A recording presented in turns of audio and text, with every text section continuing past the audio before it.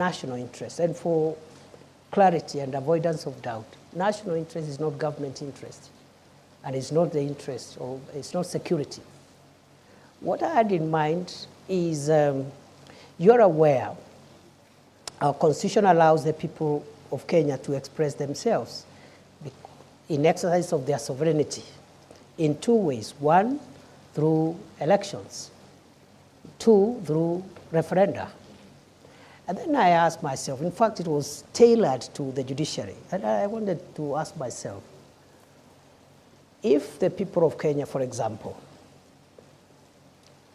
agree and express themselves in exercise of their sovereignty to change the constitution in a referendum and vote to remove the judicial arm of government, and they decide we don't need the judiciary, people are sovereign. In a referendum, they can actually remove the judiciary.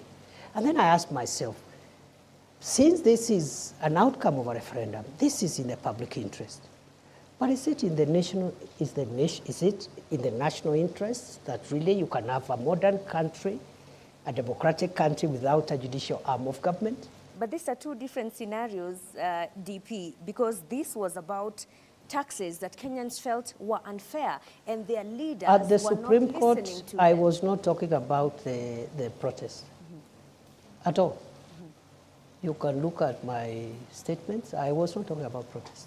So what do you... We were reflecting on what the Supreme Court has helped us to understand about our Constitution, and I was inviting the Supreme Court judges to start thinking whether, even as we express our sovereignty, we have what we call bedrock things that we cannot touch. I'll give you another example.